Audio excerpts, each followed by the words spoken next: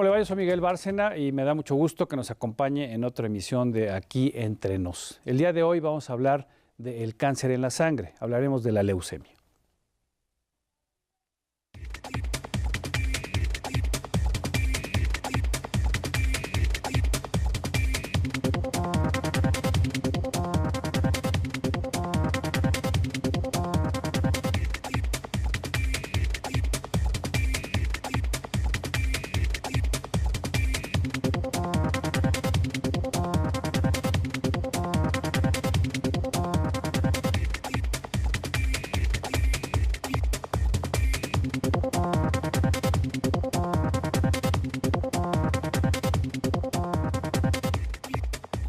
Qué bueno que nos acompaña. Hoy vamos a abordar, como ya le decía, el tema del cáncer en la sangre, de la leucemia, uno de decenas de cánceres que existen y que afectan a un número importante de mexicanos. ¿Cómo se desarrolla? ¿Es curable? ¿Qué se puede hacer? ¿Cómo se puede detectar a tiempo? ¿Qué pasa si se detecta a tiempo? Hoy vamos a contestar a estas preguntas y para ello tenemos un grupo de especialistas que nos acompañan en el estudio. A mi izquierda está el doctor Jesús Corona, quien es doctor en psicolingüística aplicada. Doctor, gracias por estar nuevamente con nosotros. La Maru Castillo, quien es la directora de la Fundación Luz de Vida AC. Muchísimas gracias. El doctor Fernando Sierra Pérez, quien es coordinador de los servicios de pediatría del Hospital Regional 1 de Octubre del Instituto Mexicano del ISSSTE. Muchísimas gracias. Gracias.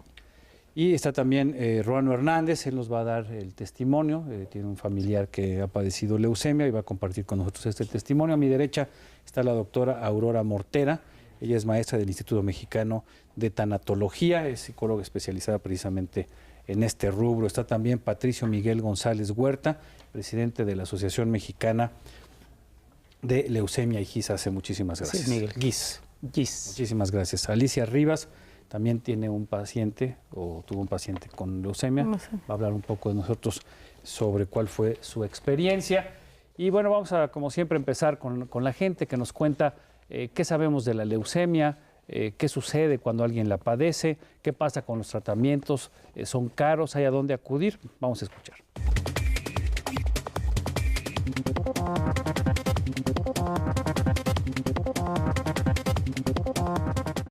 Sí.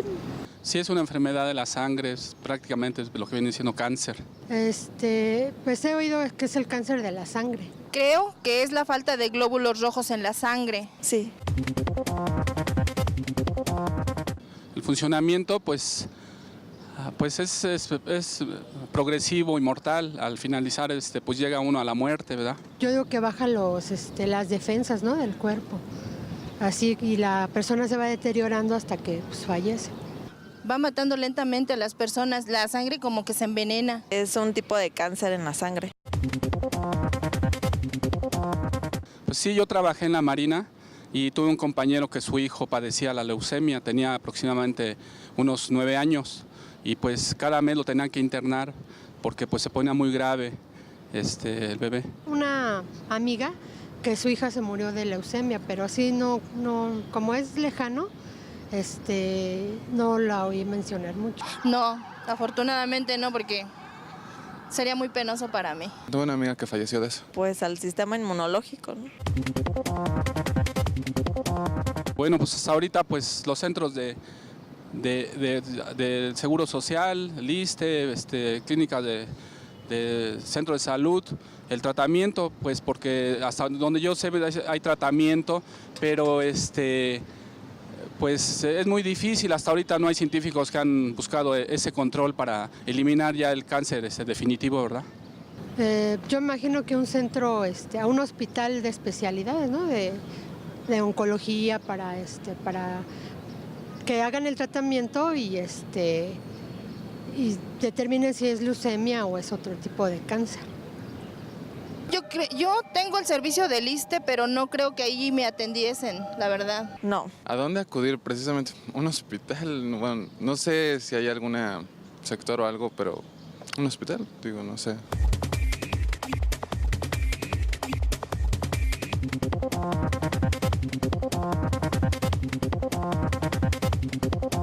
Bueno, bien, en términos generales, la gente tiene una mediana información sobre lo que es la leucemia, saben que es un cáncer en la sangre. Yo quisiera preguntarle a Patricio Miguel González, quien es presidente de la Sociedad Mexicana de Leucemia, ¿cuántos casos conocidos hay? ¿Hay un registro? ¿Se sabe qué porcentaje de los mexicanos padecen este tipo de cáncer? ¿Qué tan frecuente es dentro de esta gran gama de cánceres que hoy conocemos?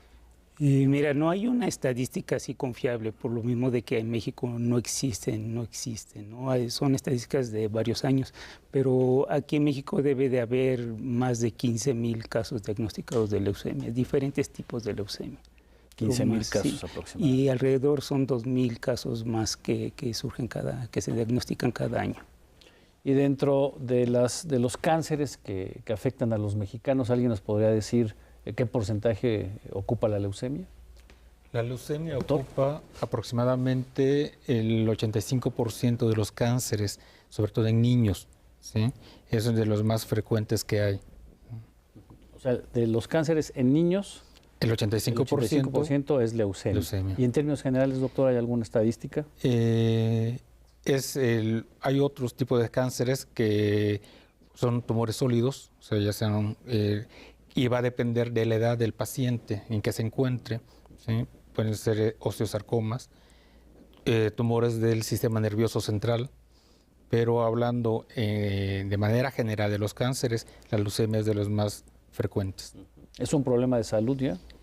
Podría considerarse que 4 de cada 100,000 niños tienen la posibilidad o el riesgo de padecer leucemia, algún tipo de leucemia. Según los últimos datos del INEGI, el problema del cáncer en México es un problema creciente. Y cuando hablamos de cáncer me refiero a todo tipo de cánceres. Existen 175 tipos de cánceres diagnosticados o detectados alrededor del mundo. De estos, en México, la leucemia y el cáncer en los huesos son los más típicos, los más comunes, seguidos del cáncer de colon, el cáncer de estómago. Pero sí, efectivamente, la leucemia tiene se destaca más en los niños, aunque hoy en día también comienza a presentarse de manera más frecuente en pacientes de más de 35 años. ¿Y por qué, alguien nos puede decir, por qué se presenta más en los niños? ¿Qué características tienen los menores para que sean más susceptibles de que este tipo de cáncer se desarrolle? Como tal, se ha visto factores de riesgos, algunos factores de riesgos. ¿Cuáles son ellos? Se ha considerado la leucemia la posibilidad de exposición a radiaciones, ¿sí? Se ha visto en algunas variaciones en los cromosomas o mutaciones o cambios en los cromosomas. Un ejemplo de los más habituales que tenemos es los pacientes con síndrome de Down o con trisomía 21, quienes tienen el mayor riesgo de presentar ese tipo de enfermedad, que es la leucemia. Pero así como tal, ¿por qué en niños más o por qué en adultos menos? No tengo no tengo al menos yo una respuesta para eso. Se estima que otro de los problemas que pudiera resultar de esto, según recuerdo un estudio de la Universidad Groningen en Holanda, habla de la leucemia.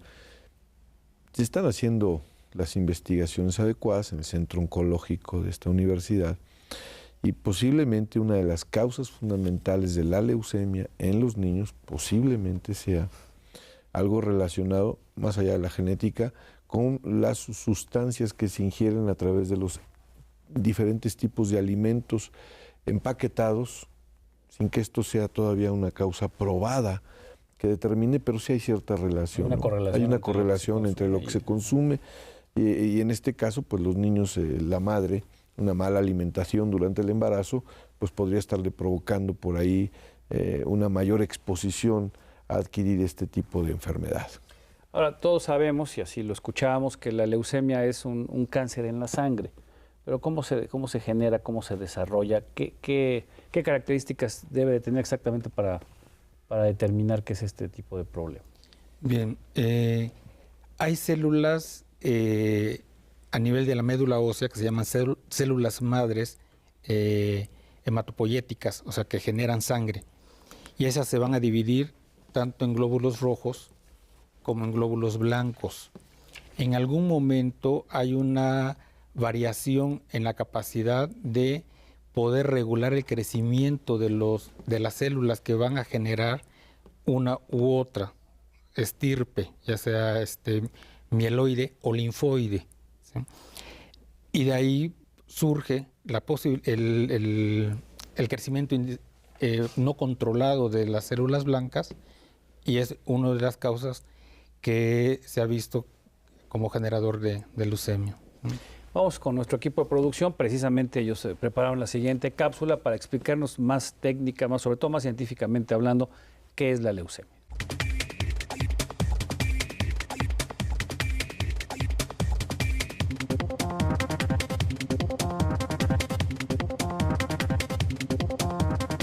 La leucemia es un cáncer de la sangre que se caracteriza por la prevalencia de células incapaces de madurar y que en el transcurso del tiempo llegan a desplazar a las células normales. Se origina en la médula ósea o tejido esponjoso del centro de los huesos, lugar donde se producen las unidades mínimas que conforman la sangre, como las plaquetas, eritrocitos y leucocitos.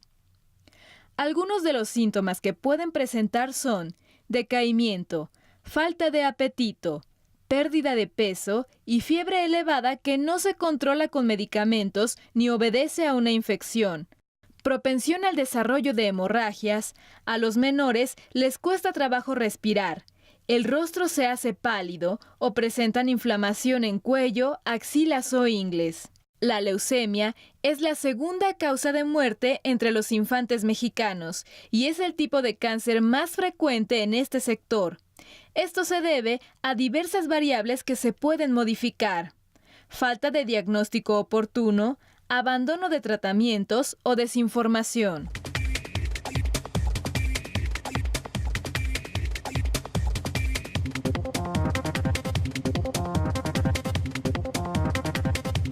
Escuchábamos en la cápsula que actualmente la leucemia ya no es mortal como lo fue durante mucho tiempo, precisamente por los avances de la ciencia y de la medicina. Más adelante vamos a entrar en el detalle de estos tratamientos. Yo quisiera preguntar si la leucemia es hereditaria, si puede ser congénita, si se puede transmitir de madre o de padre a los hijos, o de qué manera empieza un individuo a desarrollarla.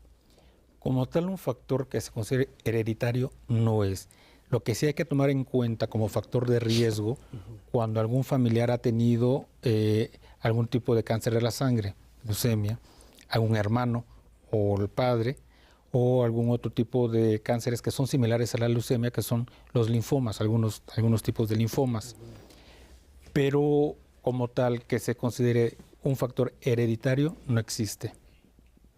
Muy bien, doctor. Aquí tenemos dos personas que tienen familiares que padecen o padecieron leucemia, y en este tipo de enfermedades, desafortunadamente, no solo lo padece el enfermo, sino que sus amigos, sus familiares cercanos, pues llegan también a vivir una problemática muy difícil por lo duro que es, por los tratamientos, por la duración, muchas veces también por la falta de atención médica. Yo quisiera preguntarle, está con nosotros Alicia Rivas, que nos cuente un poco qué vivió usted, qué tipo de relación tuvo con este paciente que tengo entendido es familiar de usted. Este fue mi primo. ¿Ya murió? Él, desgraciadamente le detectaron la enfermedad demasiado tarde, aunque le dieron el tratamiento adecuado, los medicamentos adecuados, pues él ya no tuvo remedio, y es una experiencia muy desagradable porque sufre tanto él como el familiar que está al lado de él. También muchas veces es la economía la que hace que el familiar sufra en eso, porque pues no lo puede dejar sin su tratamiento. ¿Qué edad tenía su primo? Tenía 18 años. 18 ¿Y sabe usted en cuánto tiempo desarrolló la enfermedad y cuánto tiempo estuvo enfermo? En un mes le detectaron la enfermedad y avanzó muy rápido y ya no hubo tiempo de hacer nada. Ya no hubo tiempo de hacer nada, él falleció. Al mes que se lo detectaron, él falleció. Y en el caso de Ruano, ¿cuál fue su experiencia? Pues mire, estamos hablando de un tío que como dice Alicia, pues sí hay muchos, nos afecta a los familiares directamente. ¿De qué manera? De que vemos como el tío pues se va deteriorando, se ve desgastado, cómo de repente no tenemos los medios económicos para poder solventar esos gastos a veces. Y en el caso de nosotros, pues el tío está ahorita en tratamiento, pero sí es muy sí es desgastante. Él tiene 23 años. También es muy joven. También es muy joven. ¿Y cuánto tiempo lleva con él? Tiene año y medio con esa situación. ¿Cómo se puede detectar la leucemia de una manera rápida, en una etapa temprana, que permita que el tratamiento sea eficiente? Mire, los datos clínicos de la leucemia, desafortunadamente, son similares a cualquier otra enfermedad, sobre todo en las fases iniciales. Podemos encontrar a pacientes que cursan con fatiga, con cansancio, pacientes que cursan con fiebre, que a pesar de diferentes esquemas de manejos antimicrobianos, persiste la fiebre, infecciones agregadas, vemos pérdida de peso y uno de los datos también es la palidez. Todo esto que he mencionado, de alguna manera u otra, pudiese ser algún dato de otra enfermedad. No todos los pacientes en la manera o en la fase inicial van a presentar toda esta gama de sintomatología. Tampoco significa con esto que debemos de generar alarma en la que mi hijo está bajando de peso, porque sabemos que los niños, según la edad, pueden cursar con alzas y bajas de peso de acuerdo a la etapa de crecimiento en que se encuentren. Lo que sí es importante que ante cualquier circunstancia de duda o alguna datos que no sean los habituales de las enfermedades previas en el paciente, que la mamá es quien conoce más al hijo, acudan a una revisión médica. O sea, si tiene esta sintomatología, es conveniente acudir a una revisión. Hay pacientes incluso que se quejan de dolor de huesos, el dolor de huesos. Es cierto que durante la fase de crecimiento puede existir dolor óseo, pero este dolor es en ambas extremidades, habitualmente por las noches, y puede desaparecer cuando el niño está creciendo, ¿no? Cuando se está desarrollando. Pero también durante las fases agudas del crecimiento tumoral leucémico puede haber dolor óseo. Aquí me gustaría agregar lo siguiente.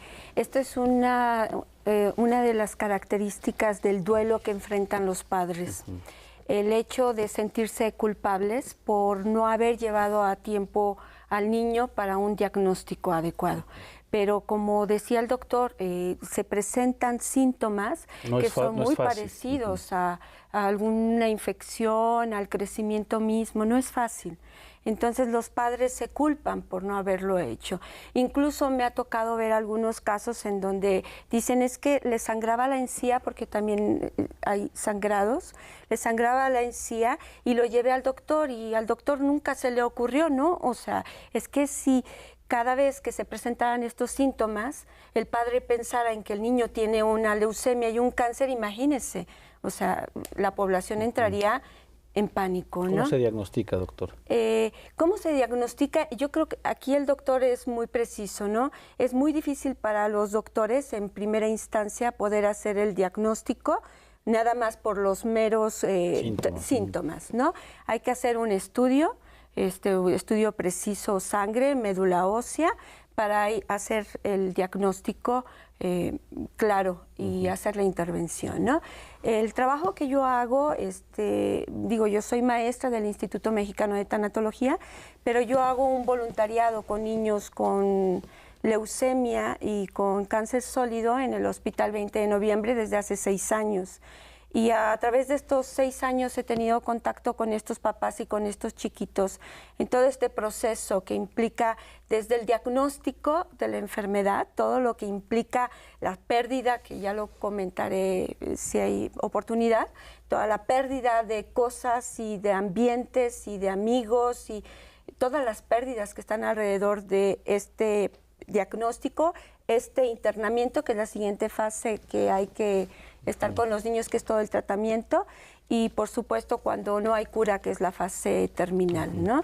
Entonces, en este trayecto que he tenido yo con ellos, pues he tenido la oportunidad de ver estos sentimientos de culpa desde el primer momento por no haber ido con el médico adecuado.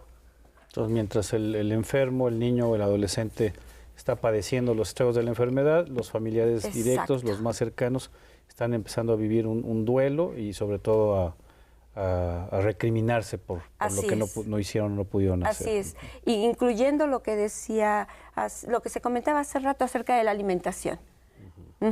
Es que si le hubiera dado de comer bien, si no le hubiera dado sopa X, para no decir de cuál, ¿no? Si no le hubiera dado tantas papitas, si no le hubiera dado esto. O sea, empieza toda una serie de recriminaciones que tiene que enfrentar la familia. Bueno, sin salirnos del tema, ahora estas recriminaciones creo que son muy, o debieran ser muy oportunas en términos de reflexión, de todo lo que le damos o permitimos los padres que los hijos coman, ¿no? Ya hemos hablado del problema de la obesidad infantil, de la diabetes, etcétera, etcétera, que ahí sí hay una relación directa entre lo que le estamos dando de comer, la mala nutrición, y después las consecuencias de salud. Pero si continuamos hablando del tema del dolor o de la ayuda psicológica que necesitan los familiares, ¿qué estamos haciendo al respecto, Maru? Bueno, escuchando todo lo que tiene que ver con la enfermedad, nosotros abordamos el apoyo a niños con cáncer de todo tipo de diagnósticos. Y nosotros creemos, nuestra creencia es que el manejo hospitalario, o sea, el manejo que dan los médicos es como la mitad del tratamiento. La otra mitad tiene que ver mucho con lo que abordó la doctora Aurora, con lo que habla el doctor Jesús acerca de la parte psicológica y emocional. Nosotros pensamos que si un niño está deprimido, lo podemos bombardear con quimioterapia, con radioterapia, y el niño no va a salir. Es necesaria el apoyo emocional, no solamente al niño, sino a la familia. El niño no es único, tiene a su alrededor a los hermanos, a los papás, a los vecinos, a los compañeros de escuela, de trabajo, y nosotros nos abocamos a darle apoyo integral a la familia. En Luz de Vida lo que hacemos es desde el apoyo con su medicamento, para que el niño para que la familia pueda estar tranquila, el apoyo emocional al niño, a los papás, a los hermanos, ¿sí? Para que puedan tener armonía dentro de la casa, puedan llegar al punto de la aceptación, que bueno, es todos estos pasos, ¿no? La negación, el enojo, hasta llegar a la aceptación. Una vez que la familia logra llegar ahí, el manejo del niño fluye mejor. Pero me imagino que para esto se lleva un buen tiempo. Claro, nosotros iniciamos con el enfrentar al papá con el problema. El evento ahí está. Su hijo tiene cáncer. Eso ya no lo puede cambiar. Lo que sí podemos hacer por ellos es ayudarles a ver el problema de una manera diferente. Pueden sufrirlo o pueden afrontarlo y aprender de lo que están viviendo. La idea de Luz de Vida es esa, parar al papá, a la familia en ese plano y poder ayudar a su hijo. Porque lo demás lo hacen los médicos, ellos hacen lo que pueden desde su ámbito, ¿no? Nosotros desde donde estamos, el niño desde donde está y la familia también.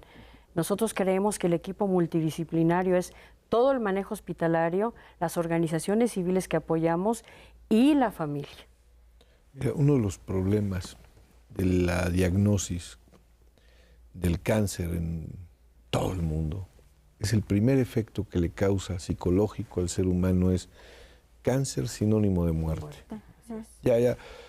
Yo recuerdo cuando me diagnosticaron hace 4 años el cáncer, lo primero que le dije al oncólogo, bueno, ¿y cuánto me queda? Y me dijo, puede ser un día, puede ser toda la vida. Dije, no seas ambiguo, a mí dime, no, pues vamos a hacer estudios, ¿no? Y aquí estoy. ¿Cuál es el secreto de todo esto? Yo recurrí a una tanatóloga, amiga, Piri Gay, que ella me ayudó a entender, siendo yo psicólogo, ella me ayudó a entender y aceptar esta parte del diagnóstico, ¿no? Que es la parte, creo que yo, donde comienza la dificultad psicológica es el diagnóstico. A un padre cuando le dicen que su hijo tiene cáncer, pues hay un sentimiento de culpa, porque no sabemos que el cáncer no es hereditario. Y a veces me da la impresión de que algunos médicos, no quiero generalizar porque sería un error, algunos médicos se lo dicen a uno de tal manera que parece que le están dando a uno un caramelo y no una noticia triste. Mire, señor, su hijo tiene leucemia, tiene cáncer. Oiga, siquiera ponga cara de circunspecto, ¿no? Me lo dice con una sonrisa así, como cuando vemos en las noticias de murieron 5,000 en Afganistán y la chica que está leyendo el noticiero pues está muerta de la risa. Muchas veces los médicos, entiendo el factor humano, no saben cómo manejar esta situación y escupen el diagnóstico de tal manera que te lesiona más a ti, padre, que te digan, porque ya estás entendiendo que tu hijo está a punto de morir. La otra parte que a mí me parece muy importante es que hablábamos de cómo se diagnostica, cómo se puede llegar a saber que es un cáncer. Pues cualquier tipo de cáncer se diagnostica con la persistencia. ¿Por qué? Porque hay cierta sintomatología que persiste. Y si ya tratamos con antimicrobiales, si ya tratamos antivirales, qué sé yo, y persiste la molestia, bueno, inmediatamente el médico general debe turnarnos con algún otro especialista. Ese especialista nos tiene que mandar a hacer estudios. La leucemia no es tan difícil de detectar a través de exámenes de la sangre, una biometría. O sea, con una biometría es posible, detectarlo. O sea, quiere decir que el diagnóstico no necesariamente resulta caro o puede ser muy oneroso para... No necesariamente. Y aquí quiero ahondar lo que menciona. Mire, la situación emocional es devastadora al momento del diagnóstico.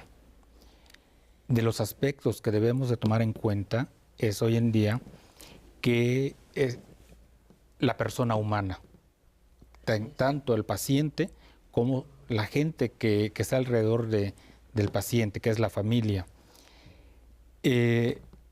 Los padres, si pudieran ponerse en el lugar del hijo, lo harían. No hay padre que le guste ver a su hijo en un sufrimiento. Y el sufrimiento, como lo ven ellos y como lo percibimos, es la agresión. ¿Y cuál es la agresión? El tomar muestras de laboratorio, el tomar aspirados de médula ósea, hacer punciones lumbares, que son procedimientos dolorosos. Y le duele al hijo y le duele a los padres. Le duele a los papás, claro. Y el otro aspecto es que afortunadamente hoy en día la posibilidad, y hablo de curación de las leucemias, es alto. Hay registros de hasta el 70% de curación. Y por lo tanto tenemos que ver la otra parte, como mencionaba la tanatóloga. Sí. El reintegrar al niño a la sociedad, ¿sí? En todos los aspectos. Nosotros en el Hospital Regional Primero del ISSSTE contamos con el aula de apoyo educativo a lo que es la educación formal o educación de la escuela, de tal suerte que el paciente no pierde la secuencia de sus estudios, porque tenemos un grupo de maestras que están ahí a través de unos convenios con la Secretaría de Educación Pública y que permiten que, coadyuvando al tratamiento, vaya la integración educativa. Muy bien, doctor, vamos a ver precisamente esta cápsula que preparó nuestro equipo de producción sobre el tratamiento, qué tipos de tratamientos se pueden utilizar. ¿Son caros? La leucemia es una enfermedad que, si se trata de forma tardía, ocasiona la muerte. Sin embargo, entre 75 y 85% de los casos tratados a tiempo son resueltos por completo. Existen varios tipos de esta enfermedad, pero las clases más importantes de leucemia son linfocítica aguda o linfoblástica, linfocítica crónica, mielógena aguda, mielógena crónica e infantil, que se presenta entre los 2 y 10 años de edad, aunque también puede aparecer en recién nacidos y personas mayores. Por ello, se recomienda visitar periódicamente al médico. Para tratar una leucemia, es necesario normalizar los elementos de la sangre por medio de regularizar la médula ósea. Cuando se detecta leucemia, la persona se somete a un tratamiento de quimioterapia o con medicamentos, dependiendo de lo que determine el especialista en oncología o hematología pediátrica.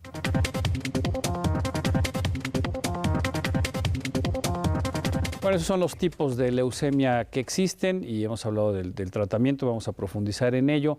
Los invitados que tenemos aquí que han tenido pacientes con leucemia nos hablaban sobre todo más allá de la enfermedad en sí, de la muerte, del dolor de los familiares, pues está también el problema de la atención, del costo y pues es una realidad que en México la mitad de la población no tiene seguro social, no tiene ISSSTE, poco a poco los que están afiliados al Seguro Popular va creciendo, pero mucha gente sigue sin tener la posibilidad de acudir a alguna institución para recibir tratamiento. En el caso de ustedes, ¿cómo fue que pudieron enfrentar este problema? Y lo están enfrentando porque el paciente todavía afortunadamente vive. Sí, de hecho, ahorita el paciente está en el IMSS por medio de un familiar. Se le logró dar esa atención al IMSS. Sí costó algo de trabajo, pero ahorita se les está atendiendo ahí. Y en el caso de ustedes me decía que... Igualmente fue en el IMSS, pero por el poco tiempo que duró, pues no hizo falta mucho la economía.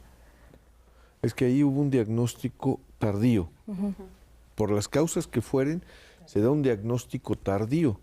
Sí, porque en un mes desaparecer, perder la vida por leucemia, es porque el diagnóstico fue tardío, en un estado muy avanzado. Quizás me atrevería a decir, no soy médico, no soy doctorado en medicina, me atrevería a decir que hasta en fase de metástasis, seguramente para que se haya desarrollado en un mes y adiós, ¿no?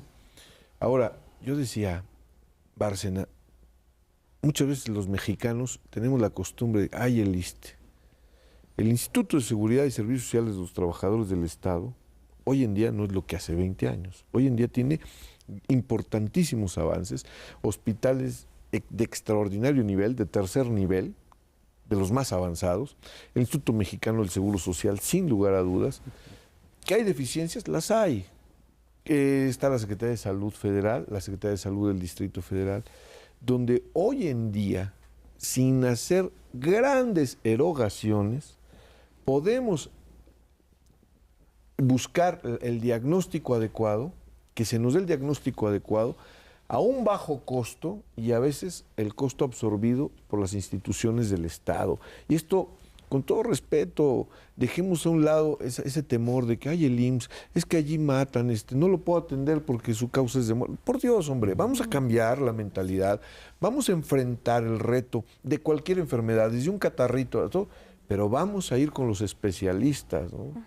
Vamos a dar otra cara, porque ese es el problema en nuestra idiosincrasia, que nosotros ante la enfermedad, hasta por un dolor de callo, ponemos cara de circunspectos y estamos ya llamando a la funeraria, porque seguramente pues, nos va a llevar el tren con esto. Entonces, esa es la cuestión, cambiar la mentalidad. ¿Y qué tanto afecta en el diagnóstico temprano este problema que padecemos todos los mexicanos, que es el de la automedicación, ¿no? Que generalmente, casi para cualquier cosa, nos autorrecetamos, disfrazamos los síntomas y pues muchas veces no le damos importancia a las cosas.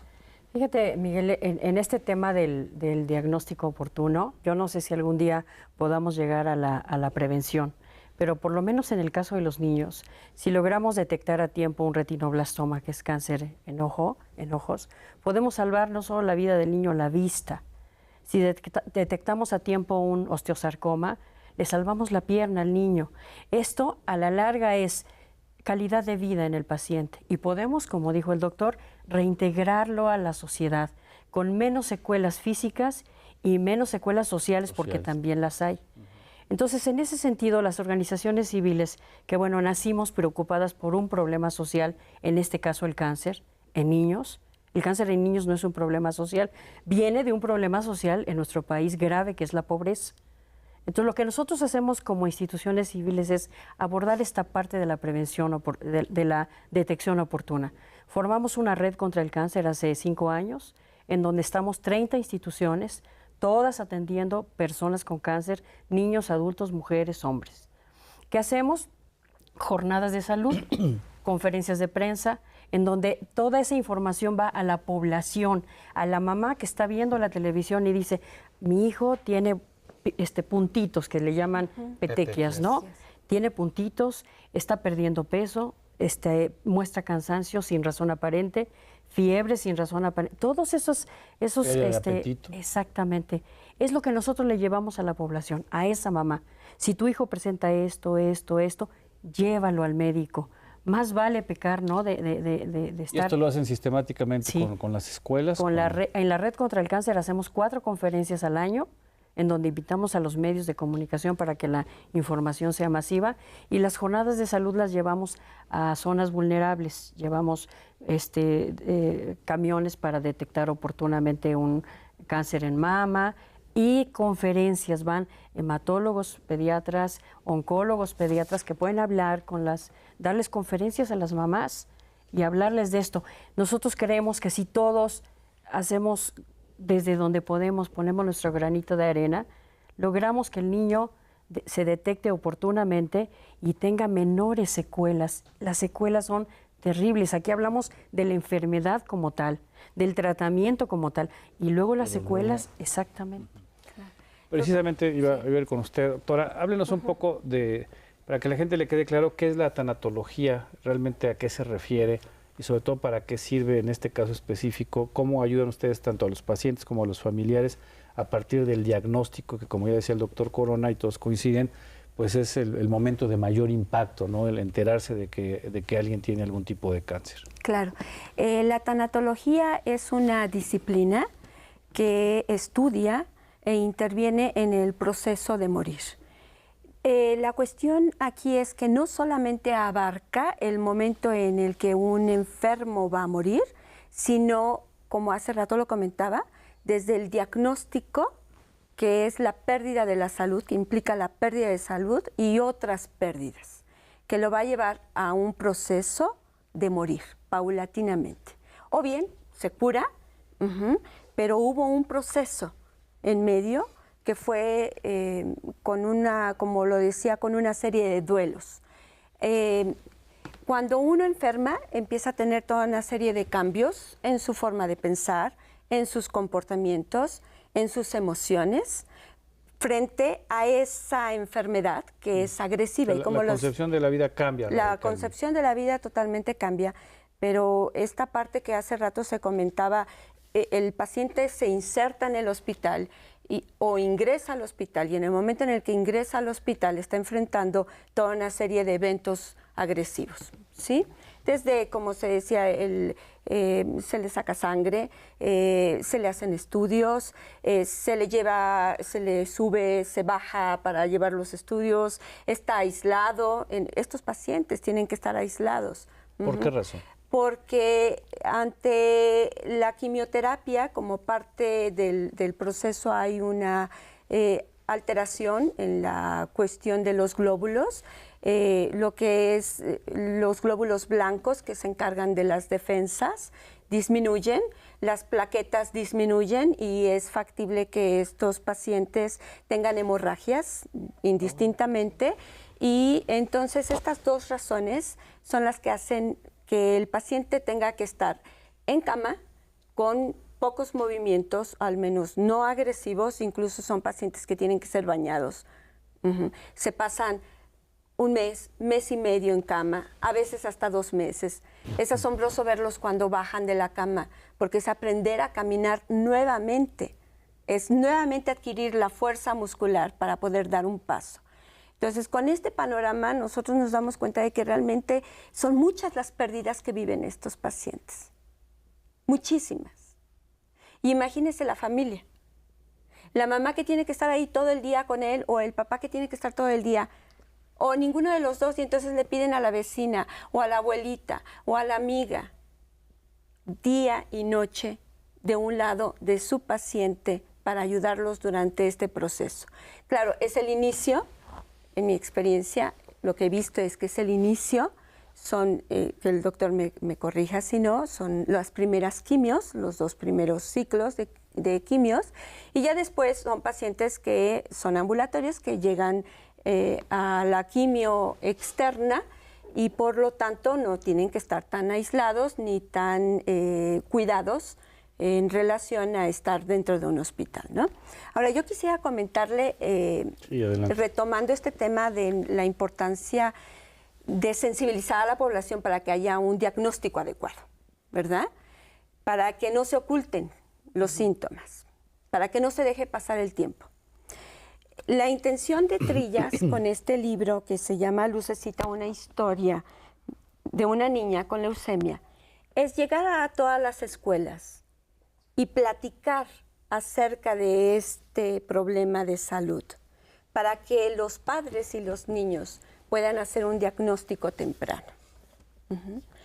Que a través de cada una de las ilustraciones que voy a ir mostrando, el niño se pueda sensibilizar de lo que pasa, de cómo puede tener una vida activa en donde está muy bien, juega, sube y baja de la resbaladilla, juega las escondidillas, la pelota, etcétera, de tener este ambiente a de pronto empezarse a sentir mal, fatiga, cansancio, dolor de cabeza, dolor del cuerpo, sangrados, como comentaba hace rato, las petequias, una serie de alteraciones, no tiene ganas de comer, perdón, una serie de alteraciones que por supuesto lo va a llevar a un médico y la idea es que vaya con uno, no con uno, con otro y con otro y con otro, como llega a pasar.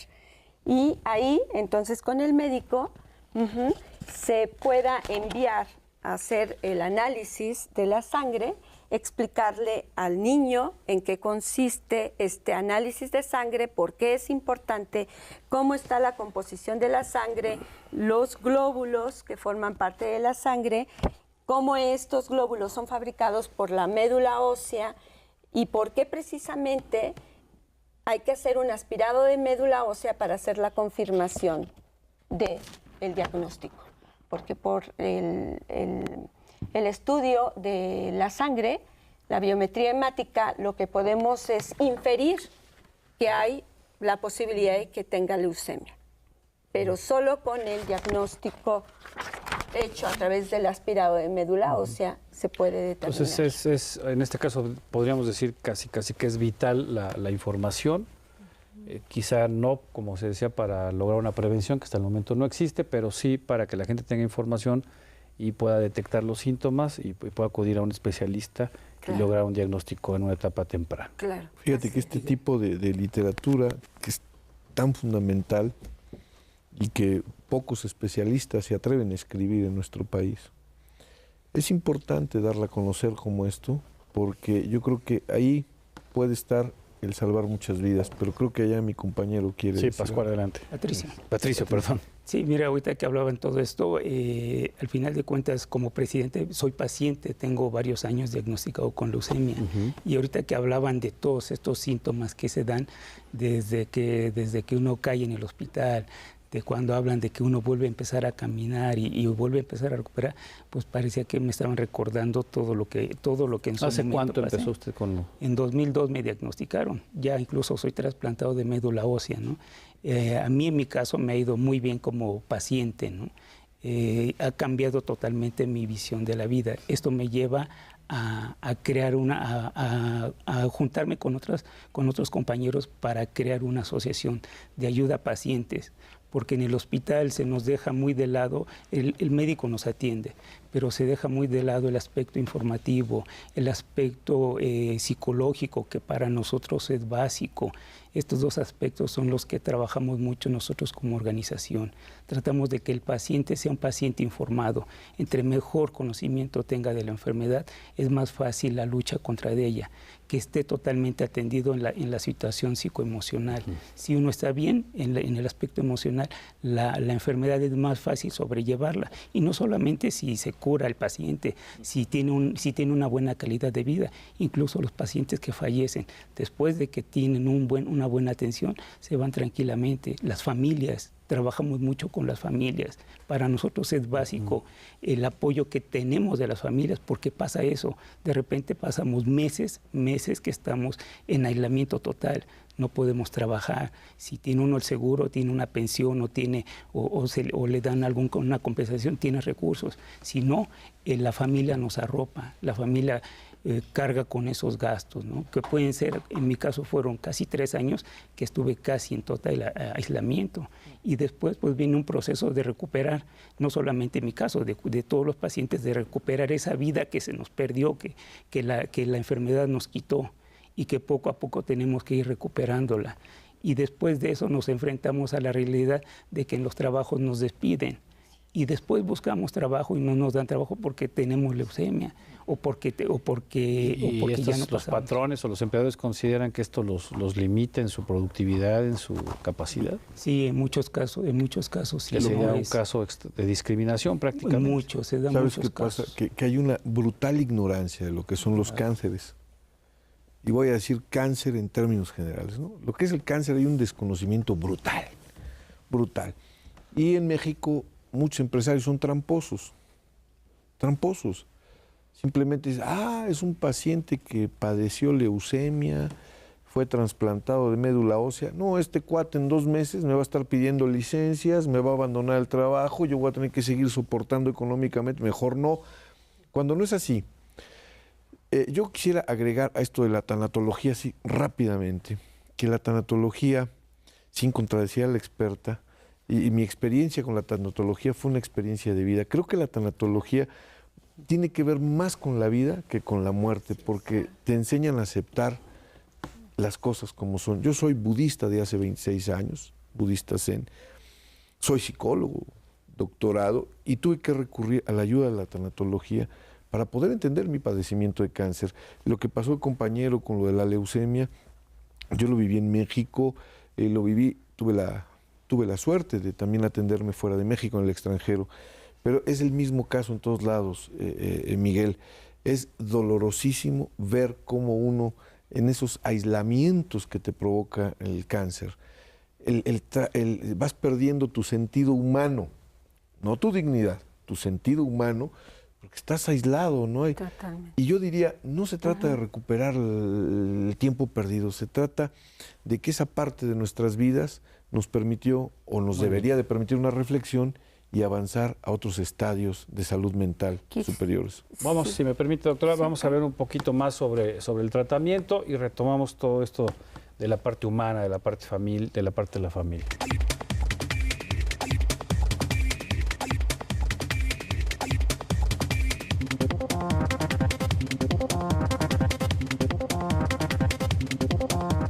La leucemia sí tiene cura. De hecho, entre el 60 y 70% de quienes tienen la modalidad mielógena aguda logran una recuperación completa y de ellos el 30% logra curarse después de la quimioterapia. El trasplante de médula ósea halogénica en individuos jóvenes suele ser curativo en el 60% de los casos, mientras que el trasplante autólogo de médula ósea puede curar entre el 50 a 70% de los pacientes que están en su primera revisión. Los sujetos adultos mayores de 60 años con leucemia mielógena aguda pueden alcanzar una remisión en el 50% de los casos. En el caso de la leucemia linfocítica crónica, la sobrevivencia promedio es de 6 años, aunque una cuarta parte de los pacientes con esta enfermedad pueden llegar a vivir más de 10 años. Obviamente, el estado en el que se encuentra la enfermedad inicial es un factor muy importante para determinar la supervivencia a un futuro. Bueno, eso es parte de los tratamientos. Muy breve, doctor. ¿Estos tratamientos son caros? Pero el costo es caro. Es realmente, en México estamos viviendo una transición epidemiológica porque vemos más enfermedades crónicas en niños que antes no veíamos. Unas de ellas son los tumores. ¿Qué tantos tumores vamos a ver o qué tantos cánceres vamos a ver? Dependerá en donde estemos situados. Me refiero a esto, que quizás no sea el diagnóstico de entrada, o el primer diagnóstico que piensa un médico en una clínica de medicina familiar. Y conforme va avanzando hacia las áreas de especialización, es donde es más factible que se hagan estos diagnósticos. Y si vemos la incidencia de los casos de cánceres en los terceros niveles, queda muy por arriba de lo que es el primer nivel. Y eso es por la especialización con que se cuentan en estos centros de atención, llámese ISSSTE, IMSS, Secretaría de la Marina o todos ellos, ¿no? Cualquiera de ellos. Así es. Y esto de alguna manera genera un gasto en medicación que finalmente, hoy por hoy, si podemos hablar de fortuna, es que es curable. Es curable. Y bueno, aquí ya teníamos aquí un ejemplo. Yo quisiera regresar para que nos cuente un poquito de su experiencia. ¿En qué momento se encuentra del tratamiento? ¿Está, podemos decir, curado? ¿Cuál es la situación? Podemos decir que mi leucemia está controlada, ¿no? Tengo ya casi 6 años trasplantado de médula ósea y en los 2 últimos años mis estudios que me hacen de seguimiento han salido normales, han salido en cero, ¿no? No hay células malas. Puedo decir que estoy en una fase de curación, ¿no? Sigo con mis tratamientos. Pero puede haber un rebrote, puede haber un... Sí, siempre estamos expuestos, pero bueno. ¿Y se vive con angustia, se vive con preocupación? A veces se vive con angustia, sobre todo en estos casos como lo que sucedió, ¿no?, con la influenza, ¿no? Igual nosotros como pacientes nos guardan, ¿no? Nos piden que tengan muchos cuidados. Pero pues para terminar, algún comentario adicional para la gente que nos ve, que está padeciendo esta situación, o pues simplemente que ya la haya vivido, ¿no? Porque también...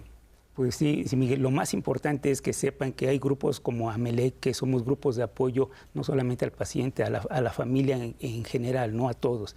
Que sepan que es importante que estén en contacto con otras personas porque ahí van a encontrar mucho apoyo sobre lo que los médicos no nos dicen o el hospital no nos da.